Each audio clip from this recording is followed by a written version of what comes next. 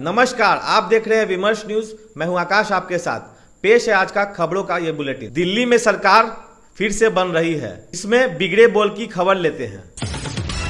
Lok Sabha seat जीतने के बाद गुलाब बाग पूर्णिया से पप्पू यादव ने बातों की ऊंची ऊंची उड़ान भरी है। पप्पू यादव ने कहा कि एनडीए की सरकार नहीं बनेगी, अगर बन भी जाए तो नरेंद्र मोदी प्रधानमंत्री नहीं बनेंगे। पप्पू यादव ने कहा कि दिल्ली में इंडिया गठबंधन की सरकार बनने जा रही है।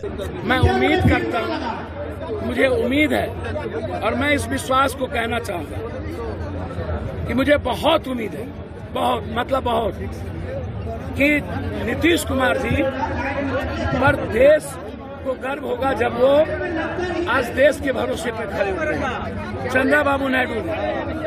और मुझे उम्मीद है इंडिया गठबंधन की सरकार बनेगी, और यदि कोई सरकार नहीं बन गई तो मुझे ऐसा महसूस है कि यदि एनडीए गठबंधन की सरकार बाद ही में बनेगी, उसके प्रधानमंत्री नरेंद्र मोदी तो नहीं।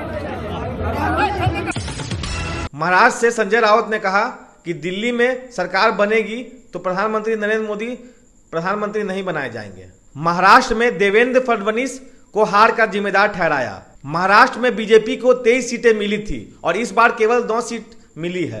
शिवसेना नेता संजय राउत ने गुरुवार को महाराष्ट्र के उप मुख्यमंत्री देवेंद्र फडणवीस पर निशाना साधते हुए उन्हें महाराष्ट्र की राजनीति का खलनायक बताया है। उन्होंने राउत पर कई परिवारों को बर्बाद करने और राजनीतिक प्रतिशोध का सहारा लेने का आरोप भी लगाया। राउत का ये बयान फडणवीस की उप मुख्यमंत्री पद से इस्तीफा की पेशकश के एक दिन बाद आया है। लोकसभा चुनाव से महाराष्ट्र में भाजपा की लोकसभा सीटों की संख्या 23 से घटकर 9 रह गई है। इस हार के बाद फडणवीस ने हार की जिम्मेदारी लेते हुए अपने इस्तीफे की पेशकश की थी। संजय राउत ने यह भी कहा कि अगर नरेंद्र मोदी ज़बरदस्ती तीसरी बार प्रधानमंत्री बनने की कोशिश करते हैं तो उनकी सरकार ज़्यादा दिन नहीं चलेगी। उन्होंने दावा किया है कि आरएसएस मोदी का विकल्प ढूंढ रहा है। राउत ने यह भी आरोप लगाया कि 2014 और 2019 के लोकसभा चुनाव में भाजपा को भारी बहुमत मिलने के बाद मोदी और अमित शाह ने आरएसएस पर हावी होने की कोशिश की, लेकिन अब आरएसएस स्थिति में है कि वह निर्णय ले सकते हैं और मोदी को घर भेज सकते हैं। उन्होंने दावा किया कि मोदी को पार्टी के अंदर विरोध का सामना करना पड़ रहा है।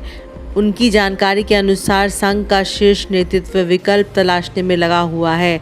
संजय राउत ने कहा कि मोदी प्रधानमंत्री नहीं बन सकते क्योंकि 2024 के लोकसभा चुनाव में उनकी हार हुई है। उन्होंने कहा चुनाव मोदी के नेतृत्व में लड़े गए और उन्हें भाजपा को बहुमत नहीं मिला। अगली सरकार बैसाखी के सहारे बनेगी। कांग्रेस नेता राहुल गांधी ने शेयर घोटाले के लिए नरेंद्र मोदी की तरफ उंगली उठाई है और उन्होंने अमित शाह और निर्मला सीतारमण को भी जिम्मेदार ठहराया है। उन्होंने कहा कि झूठे एग्जिट पोल दिखाकर उन्होंने शेयर खरीदने का स्लोगन दिया, फिर 4 जून को बहुमत नहीं साबित कर पाने के कारण शेयर मार्केट क्रैश हो गया। प्रधानमंत्री ने देश की जनता को इन्वेस्टमेंट एडवाइस क्यों दी और 5 करोड़ परिवारों को जो इन्वेस्ट करते हैं उनको प्रधानमंत्री ने, होम मिनिस्टर ने स्टॉक खरीदने का आदेश क्यों दिया?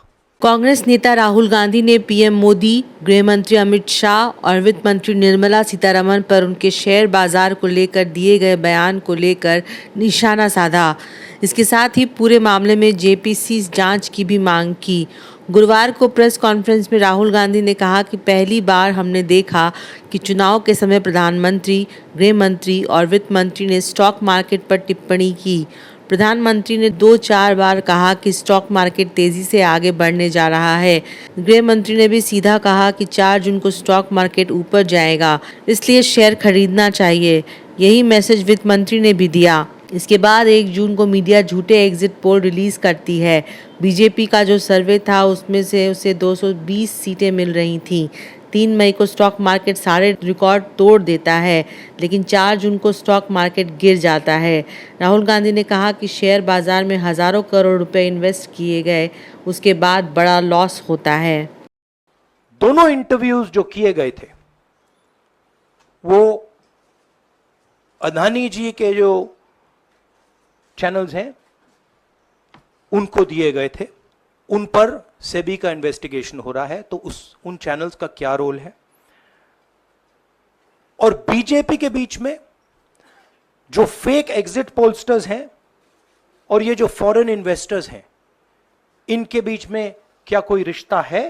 और अगर रिश्ता है तो क्या है? हम जेपीसी चाहते हैं। कई ऐसे स्थानीय नेता हैं जिन्होंने इंडिया गठबंधन के सरकार का दावा किया है। महाराष्ट्र में एनडीए गठबंधन के घटक दलों ने आपस में ही उंगली उठा दी है। आज अगली खबर यह है कि विशेष अदालत ने अरविंद केजरीवाल को शराब घोटाले में जमानत नहीं दी है। शिक्षा विभाग ने स्कूल टाइम में कुछ रियायत किया है। सुबह 6:30 बजे से 11:30 बजे तक स्कूल चलेंगी। एस सिद्धार्थ ने प्रभार लेते ही 30 जून तक चलने वाले मॉर्निंग क्लासेस में 1 घंटे की पढ़ाई के लिए छूट दी है। बिहार में भीषण गर्मी के चलते छात्र छात्राओं के लिए बंद किए गए स्कूल 10 जून से वापस खुलने जा रहे हैं। राज्य भर में सोमवार से नए समय पर स्कूलों का संचालन किया जाएगा। शिक्षा विभाग ने स्कूल टाइमिंग को बदल दिया है। अब स्कूल सुबह 6:30 बजे से खुलेंगे और 11:30 बजे छुट्टी कर दी जाएगी। एसीएस एस सिद्धार्थ के निर्देश पर शिक्षा विभाग द्वारा इस संबंध में गुरुवार को आदेश जारी कर दिया गया। स्कूलों की नई टाइमिंग आगामी 30 जून तक प्रभावी रहेगी। इस बीच के पाठक लंबी छुट्टी पर चले गए हैं।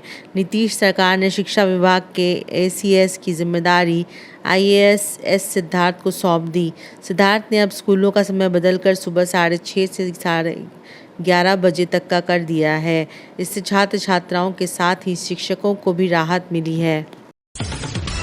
जदयू प्रवक्ता नीरज कुमार के बिगड़े बोल सुनिए। उन्होंने तेजस्वी यादव को राजनीति का परजीवी कहा है। तेजस्वी यादव को जेल का रास्ता दिखाते हुए नीरज कुमार ने कुछ आपत्तिजनक बातें भी की। नीरज कुमार ने यह कहा कि तेजस्वी यादव को बिहार के विशेष राज्य के दर्जे के लिए चिंता करने की जरूरत नहीं है। इसके लिए नीतीश कुमार बहुत पहले से सक्रिय हैं। उन्होंने अपना समर्थन पत्र दे दिया। अब जो लोग राजनीति में परजीवी हैं, जैसे राष्ट्रीय जनता दल परजीवी है, अपनी ताकत रही तो बटाई की ताकत से राजनीति में ताकतवर बनना चाहते हैं। अरे विशेष राज्य का दर्जा, विशेष पैकेज, विशेष सहायता, इसकी चिंता तो माननीय नीतीश कुमार जी करते ही हैं। आप जेल में विशेष दर्जा की चिंता करिए। महाराष्ट्र के एनडीए खेमे में इस बात की चर्चा है कि 400 पार का नारा देकर खलबली मचा दी गई। महाराष्ट्र में बीजेपी ने 28 में 9 सीटें जीती। अजीत पवार गुट ने 4 में से 1 सीटें जीती। शिवसेना शिंदे गुट ने 15 में 7 सीटें जीती हैं। इस तरह एनडीए गठबंधन 48 में से 17 सीटें ही जीत पाई। शिवसेना प्रमुख उद्धव ठाकरे ने कहा कि जिस जगह नरेंद्र मोदी ने प्रचार किया वहां उनका गठबंधन हार गया। अब हम दिल्ली लोकसभा क्षेत्र के 7 सीटों के अंदर के विधानसभा क्षेत्रों का मूल्यांकन करते हैं। खबर आ रही है कि दिल्ली की जिन विधानसभा क्षेत्रों में आम आदमी सीट की बढ़ोतरी ज्यादा थी, उन जगह बीजेपी की बढ़ोतरी दिखाई दे रही है। दिल्ली के 52 विधानसभा सीटों में बीजेपी का परचम। दिल्ली के 7 लोकसभा क्षेत्र में डाले गए मतों का रुझान विधानसभा क्षेत्रों पर असर डालता है। रुझान ये आया है कि 52 विधानसभा क्षेत्र में बीजेपी ने आप से बढ़त बना ली है। जहां विधानसभा चुनाव में अकेले 62 सीटों पर कब्जा करने वाली आप लोकसभा चुनाव में कांग्रेस के साथ गठबंधन के बाद भी 18 विधानसभा सीटों पर ही जीत हासिल कर पाई है। वर्ष 2019 से तुलना करें तो 2024 लोकसभा चुनाव में जो मत पड़े हैं उसमें बीजेपी को नुकसान ही हुआ है। 2019 में भाजपा को कुल 70 में से 65 विधानसभा सीटों पर जीत मिली थी। राजनीतिक जानकार मानते हैं कि गठबंधन के चलते बीजेपी की जीत का अंतर इस बार कम हुआ है।